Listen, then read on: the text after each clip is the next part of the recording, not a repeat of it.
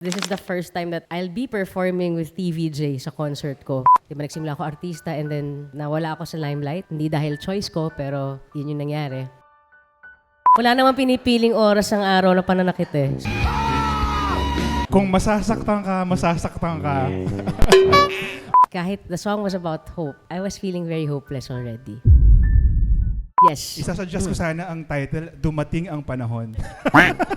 Actually, Dumating ang panahon. Ngayon ikaw na at ako. Nax, kumanta. Parang hirap naman, 25 years kang yearning. Guys, may pag-asa, promise. Guys, meron ka pa, meron ka pa. Kaya pa yan. Ilaban mo yan.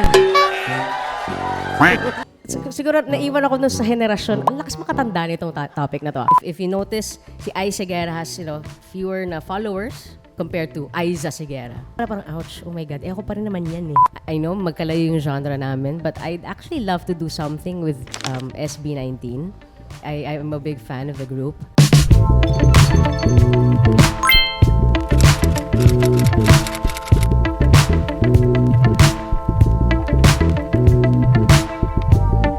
Is this some sort of a repeat ba? Because you had a concert last September, right? Yes, so I had a concert last September. It's actually the same title, Being Ice. When we planned kasi Being Ice last year concert, we planned it mga January pa lang eh. But nung June kasi my mom passed away, nag-iba yung tema nung concert because I was really going through something heavy. The songs reflected that, my performance reflected that. But for this one, the Being Ice Live at the New Frontier, ito yun eh. Ito yung dapat magiging show nung last year. Kasi it's really, like tracking, being in this journey with me from child star to now adult star, char. Malay mo yun ang next path ko, hindi natin alam ha. But yes, so basically we still have some same elements, no? The segments are the same. Masasabi ko na this one, it's more parang focusing on me and the environment I grew up in and the songs that helped me, mold me sa kung sino ako ngayon. Yeah, that's why in Cubao, kasi I read din, Cubao holds a special place in your heart ba? Oh yeah, I mean, I used to live there for the longest time. Kasi di ba, yung mga nakapanood, sino mga nakapanood ng mga pelikula ko nung bata ako dito? Sabi ko na eh, kaya yun eh. Yan. Halatang-halata naman kung sino, no? Oo. And yung bahay namin sa Cubao, ito yung bonus sa akin to ni Mother Lily. So parang for, I think, 5 films namin na nag-hit talaga, nag-blockbuster hit, binigyan niya ako ng bahay. So doon kami nakatira. And then, of course, New Frontier, before siya naging, event space, before siya naging concert hall, it used to be a cinema. Diba? And most of the films I did premiered at the New Frontier. And yung time din nung medyo ako'y laos, meron din kaming isang maliit na bar doon na pinagpa-performan. So, kumbaga, si Cubao, it was a silent witness to my journey din. Kaya it's very important sa akin. Will this be puro original songs or may covers pa rin? And any special guests or surprise ba? Actually, halo po siya. Kasi I also released an album last year, Being Ice din yung title niya. But of course, since we're doing a story, hindi siya lang kasi yung concert na tipong kakanta lang. We're really threading the story through with these songs. So halo po, I'll be singing a lot of the original songs from way back until now. But of course, may mga covers din na masasabi ko na kahit cover song siya, naging parte rin siya ng narrative ko. So it's part of it. And for my guests naman, definitely, nandyan si Tito Vic and Joey. Sobrang swerte nga ako kasi normally si Tito Vic, I guest him naman sa concerts. But this is the first time that I'll be performing with TVJ sa concert ko. So it's a big deal. And alam naman natin, di ba, na sobrang hindi lang laking impluwensya, pero sobra yung pagmamahal na meron din ako for them. And I'm just glad that they said yes to this. Of course, we have other guests. We have Frenchie D.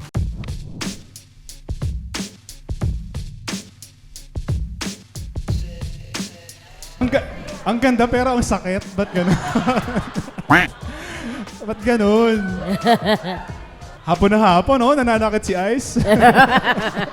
Wala namang pinipiling oras ang araw na pananakit eh. So, Grabe. Kung masasaktan ka, masasaktan ka. But thank you for that performance, Ice. Ano na nga ba nangyari sa aming dalawa? Let's go to your album naman. Yeah, Also okay. called Being Ice, Yes, right? Being Ice also. Oo. So, how long did it take for you to create that album? Masasabi kong napakatagal because if there's one thing na masasabi kong binibuild ko pa lang yung confidence ko is actually dun sa songwriting eh. I've always wanted to express my stories myself through songs, through songwriting, but siguro dahil nauna yung pagiging singer ko at saka parang nag-set din ng medyo kakaibang expectations ang sarili ko, no, for myself and other people. Parang, and of course, we all know that songwriting it really requires vulnerability, eh, di ba? So it took a long time for me to siguro be matured enough na I don't see songwriting as a job but as something, as a tool, no, for me to be able to express myself and for you to get to know me also. So Being Ice, halo-halo. May mga songs dyan na masasabi kong medyo bago, but may mga songs din na parang more than 15 years ago pa nasimulan, pero natapos lang nung ginagawa na namin yung album. So it's a mixture of my influences from way back to very recent years as well. This album is under Ice Segura on Spotify and other music platforms. Kasi I'm sure, alam naman natin na merong Aiza Segura, nandun yung mga Pagdating ng Panahon and all the other songs. But mula kasi nung nag-transition ako, of course, meron na ring Spotify account si Ice. So sana i-follow nyo rin siya para you'll hear the new songs as well because from here on, most of the songs that I'll be releasing will be under Ice Segura na. So yeah, it took a long time for me to, to have that courage na syempre alam naman natin, di ba, any art, di ba, once you put it out there, subject na yan sa criticism, sa everything, di ba? And at that time, when I was younger, I didn't think I was ready yet emotionally to handle whatever it is that people might say. But ngayon siguro nandun na ako sa space na, I mean, if you like the songs, I'd be very happy. If you don't, okay lang. Alam mo yun, maybe, hopefully, hindi pa siguro bukas, pero malay mo balang alaw. Magustuhan nyo rin yung mga bagong kanta. Tumating din yun. Tumating din yun, di ba? Honest review, nag-review ng album. And then they're very, very personal, very honest, and sobrang revealing ng emotion sa songs. Kasi some favorites, yung Shelter of the Broken, talks about a person's struggles. Yeah. Nandyan Ka, about the loss of Yeah, someone. I wrote the lyrics of that song siguro a few weeks after my dad passed away. So very talaga siya, very personal nga. And then of course may love songs like Ikaw Lang, Ikaw Pala Yun. Yes. In terms of genre, I'm not very specific. I'd like to think that whatever genre it is, except for hip-hop and opera, feeling ko kaya ko hanapan ng sarili ko ano yan eh. But yes, it's an eclectic mix of songs, but siguro what's driving every song ay yung mga kwento na nasa likod nitong mga awit na ito. So I really hope that you listen to the songs. I'm sure kahit paano may mahanap kayo mga kanta rin doon that will reflect whatever it is, you're feeling at the moment. For the next album? Actually, on February 27, that's why it's also a very important date for us. Bukod sa Being Ice Live at the New Frontier na concert, I'll also release another single which will be part of an EP to be released naman in the next few months. Pagdating ng Panahon, turns 25 years old this year. The single that we will be releasing on the 27th ay sulat namin ng mag-asawa, sulat namin ni Liza. At itong kanta na ito ay masasabi kong para siyang sagot sa Pagdating ng Panahon. Kasi di ba, yung Pagdating ng Panahon, yearning ka pa lang eh. Ito yung pagkatapos ang lahat, kayo pa rin pala. Okay. So the title of the upcoming single is Ikaw ang Wakas. Next question, lights on or lights off? Hindi, joke lang. Lights off. Let's go back to Pagdating ng Panahon. How does it feel na you're celebrating 25 years of that very iconic song? Ang surreal pa rin niya sa akin. Ha? Especially now, sometimes I reminisce nung time na nagsisimula pa lang siyang lumabas sa mga radyo. Siyempre that time wala pa mga Spotify and everything. At that time when it was released, I was actually in that point sa buhay ko na I was very cynical already. Kasi siyempre, di ba nagsimula ako artista and then nawala ako sa limelight. Hindi dahil choice ko, pero yun yung nangyari. Kahit the song was about hope, I was feeling very hopeless already.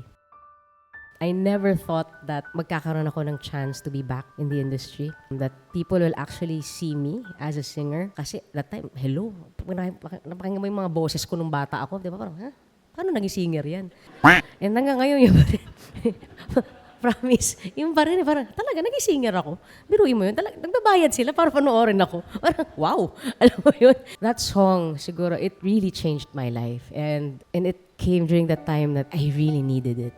Not for work or anything, but for my sanity already. Yeah, I feel blessed, you know. I had an amazing team, you know, working behind me sa song na to. Kanina nabanggit mo na, I was actually wondering kung merong, sort of a sequel to Pagdating ng Panahon. And then you said earlier, parang meron, di ba? Yes. Isasuggest ko sana ang title, Dumating ang Panahon. Actually, Dumating ang panahon. Ngayon ikaw na at ako. Nax, kumanta. Pero it's nice to hear that there's some sort of a sequel, next to Pagdating ng Panahon, because nag-grow na rin. Nag-grow na rin. Yes. Nag-evolve na rin siya. And yun nga, di ba? Parang hirap naman 25 years kang yearning. So ito, kahit paano, may patutunguhan naman pala yung pag-yearn mo na yon. And siguro yun nga, because honestly, nung Pagdating ng Panahon when it first came out, hindi talaga ako makarelate dun sa song. Normally, makarelate ka sa isang kanta kapag napagdaanan mo, or, diba? At that time, parang hindi ko ma-imagine na, parang wala naman akong ganyan. When I got together with Liza, na-realize ko na siya yung Pagdating ng Panahon ko.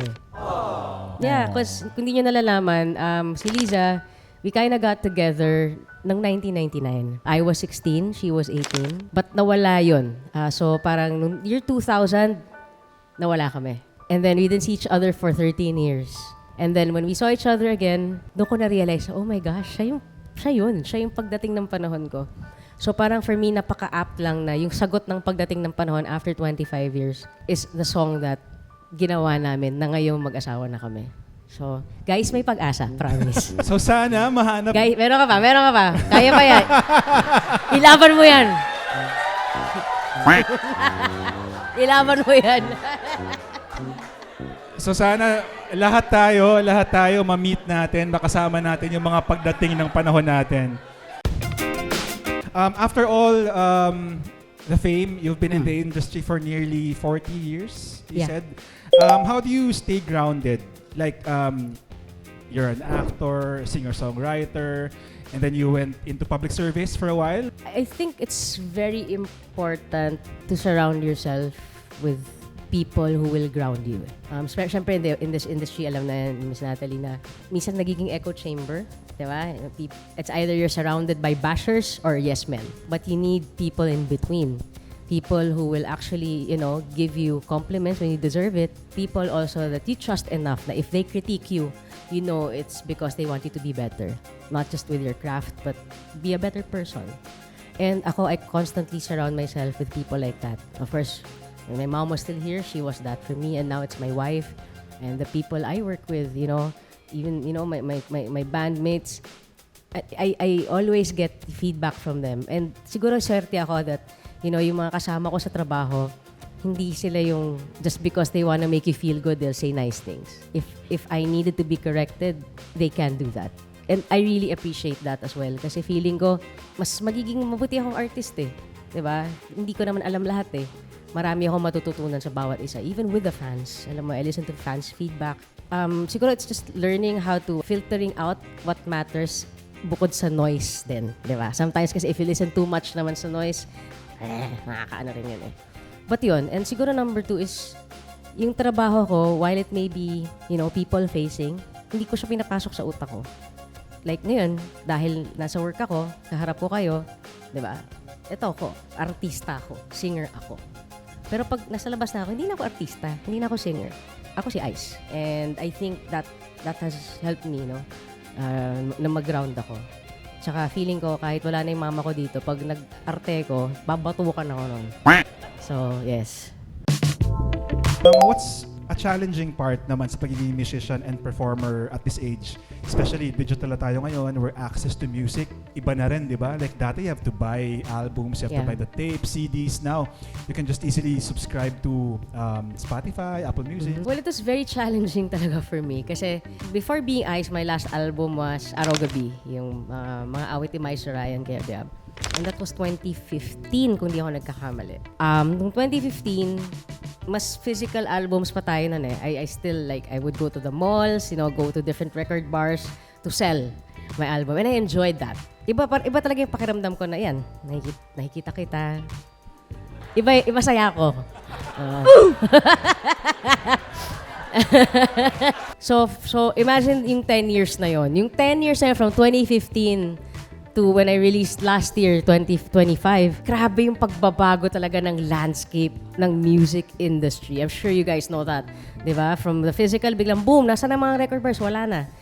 'Di ba? Ngayon it's all there sa mga apps, sa mga streaming platforms. I really had a hard time makasabay kasi una-una, I mean, I have social media, pero I use it for my personal stuff. Hindi siguro naiwan ako dun sa henerasyon. Ang lakas makatanda nitong topic na to. No, obvious na kaparentahin na ako. Naiwan ako dun sa time na ang weird kasi for me na, oy guys, nood kayo ng parang oh guys, yung album ko, check it out. Parang hindi ako talaga, nag-cringe ako. Kasi feeling ko, taas naman ang tingin ko sa sarili ko. Alam mo, may ganon. Hindi ka kaya kapag, oh guys, it's easier. Diba? Unlike yun kapag ganon lang parang, oh guys, pakinggan yung album ko. It's such a nice song. Hindi ko ma-imagine. So, hirap na hirap ako mag-self-promote. Okay? So, buti na lang, kahit paano, yung asawa ko, siya yung mas savvy pagdating sa marketing sa akin. So, she's like, love, kailangan magkaroon ng TikTok. So, puta lagi, minsan magsasayaw ako ng TikTok. Alam mo, oh my God, like, alam mo yun, hindi siya madali for me. Pero kailangan ko, ito yung part ng mga, lahat tayo, di ba, sa trabaho natin, may mga kailangan tayong tanggapin. Ito yun para sa akin. Kasi I'd like to think na, even if most of you know my story, I still value my privacy so much. So doon ako nahihirapan doon sa pagtransition na yun. Ang pinaka-challenging nga for me is, of course, si Aiza Seguera kasi, established na yung name niya eh. Mula fetus pa lang si Aiza, hanggang bago siya magpalit ng pangalan, kilala nyo na siya. From actor to singer and everything. But here I am at 30 plus, deciding to come out as a trans man. Hence, I have to change my name. Siyempre, wala akong ganung foresight na, oh my God, kailangan ko nga rin palang palitan yung pangalan ko sa mga di ba? It's accepting the fact that, okay, I made this decision that I will live my life authentically, but there are consequences.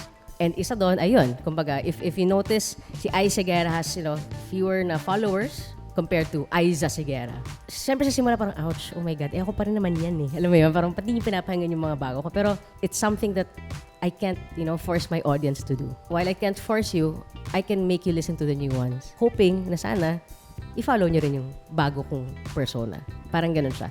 So it's yun, parang it's constantly changing my perception because I can easily be just butthurt about it. But no, I'm too old for that. Andun ako sa, if I need to reintroduce myself to all of you, then I will do that. Alam mo, but this is who I am now, and I hope you like what you see. And syempre, we're kung saan mang platform yan, Aiza Seguera man before, and then Aiza Seguera now. Cassette tape man yan, CD man yan, or in the streaming platforms now. Of course, your fans will follow you. Salamat. Maraming salamat. It means so much, guys. Sobra. Especially, ako talaga siguro, I really have a big heart for the seniors. And natutuwa ako na hindi po ako tumitingin talaga dito. Ako yung tumingin. Pansinin mo, pag senior yung topic ko, lagi akong nakatingin sa malayo. Wala akong tinitingnan. Pero sobrang happy lang ako kasi syempre, of course, I mean, especially with all, the identity change, no? Kahit paano mas expected for the younger fans to get that and understand. But the warmth and the acceptance na nafe-feel ko from my fans na seniors are, oh my gosh, mind-blowing. Sa totoo lang. And it really inspires me that, at least the advocacy for the LGBTQIA+, may pag-asa because iba yung pagtanggap na binibigay sa akin ng mga fans ko ngayon na not just acknowledging my identity but acknowledging the person I love. So it really feels so good. So maraming salamat po. Hindi nyo alam kung gaano ako kasaya doon. Salamat po.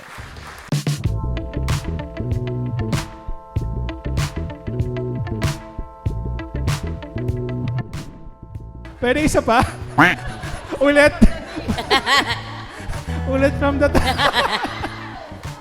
Grabe. Ito yung sinasabi ko na maraming salamat for that song, Ice. Ganda. And to have that, to have that magic to affect people's lives, people's emotion with your song, you have an amazing gift. Thank you. This means so much. Maraming salamat.